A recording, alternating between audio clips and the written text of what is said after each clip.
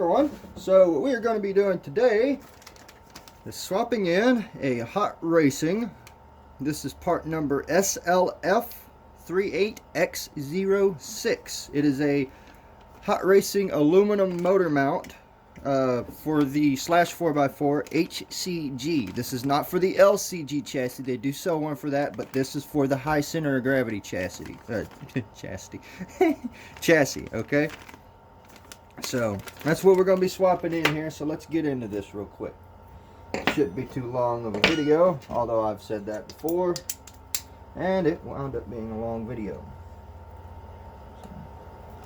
First things first, we got to take this this dust cover back here off. It's one simple screw back here in the center. Again, this is the HCG chassis. This may be a little different on the LCG.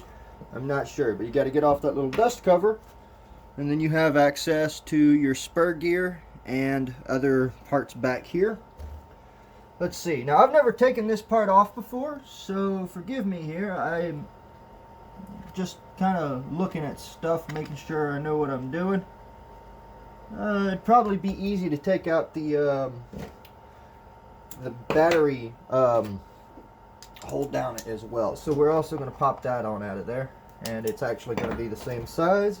At least for me it is.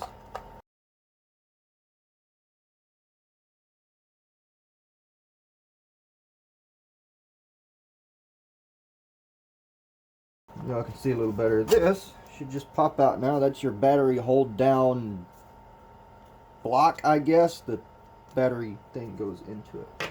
So that's going to come out. And really, you probably don't need to take that out, but it gets you a little more space back here for this to slide out a little easier.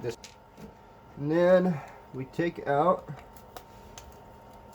this. Now, with this being said, I'm probably going to have to pull the back end of this truck off as well. I'm definitely going to have to, because the drive shaft and spur gear and stuff runs through the center of this block. So there's no way you're getting this off, most likely without taking off the whole rear of the truck, which is fine. That's only 4 bolts. A real easy, simple procedure.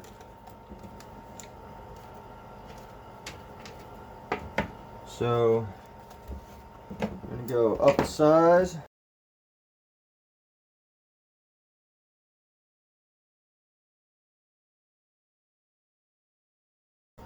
Get these 2 ones back here behind the spur gear. Flip it over, lay it on the shock tower. We got these 2 right here on the bottom of this little bulge right here. So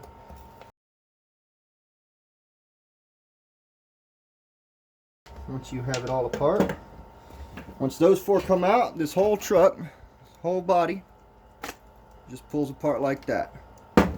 Very simple, very easy to do. Not very hard at all.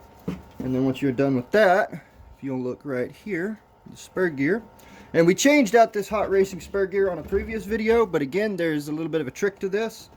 What you want to do is have a pair of pliers or something and make sure that this drive shaft here is all the way forward. Alright, you can also kind of do like that and make sure it's all the way forward, because if it's back, it's going to push this spur gear into this little recess here, and you won't be able to pull it back enough to get it out. So make sure that that drive shaft is all the way forward, or else you're going to have a hard time. Alright, pretty simple. Alright, we got all that done. There's one right in there. It looks like it may need to come out.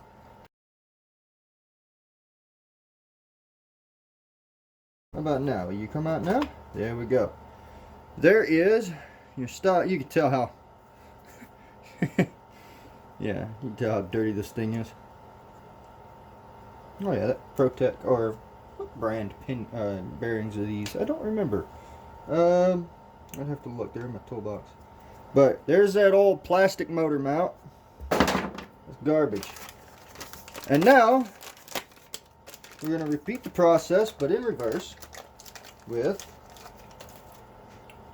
that new pretty shiny blue aluminum. What size is this bearing? Oh goody, it's actually a larger bearing, so that's good. A lot of stress goes through this part, and with what I'm about to do with this truck, a lot more stress is going to go through it. I may actually wind up having to switch to a center diff, because this little pin right here, for those of you who aren't aware, there's a tiny little pin right there that goes through the shaft. I don't know if I can get close enough for y'all to see it. There we go. That little pin in there goes through the shaft and stakes this clutch assembly on. If you put too much stress through this assembly here, that's most likely the first point that's going to fail. Either that or you're going to crack this disc right here clean in half. So I may have to go with a beefier setup. So just keep that in mind. We've got this screw right here, which, okay, that's where your motor plate hooks onto. Alright, cool. So, really, the rest of this video you don't have to watch. I would appreciate it if you did. It would mean a lot to me. But all you do is go through the same process, but in reverse, to put this back on. So, we'll probably, I don't know, maybe time-lapse this. That'd be cool, huh?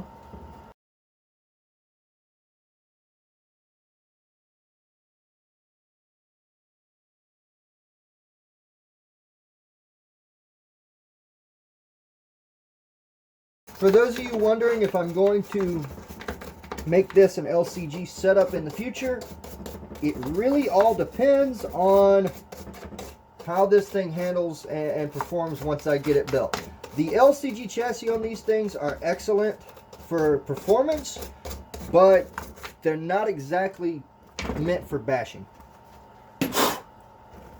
I have seen so many posts of people snapping them in half that it's kind of made me weary to the idea of going LCG. Apparently a lot of people snap those chassis in half, and that is not something I feel like dealing with.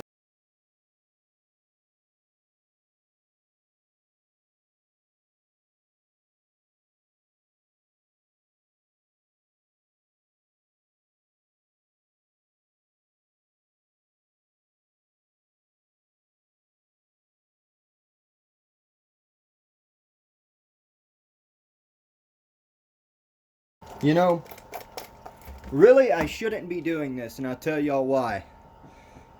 There is a Techno drive shaft I need to install. There's no sense in putting all of this back together. So, as I said in the beginning, to repeat this finish reinstalling this, you just repeat the process in reverse. We're not going to reassemble it. I'm going to go ahead and cut this here and start on assembling that drive shaft while I've got this all apart. Really, I should be assembling diffs too, because I got some XL1 diffs for it. You'll see those videos shortly. But yeah, basically all you do from here, again, the exact same process, but in reverse. You line this up,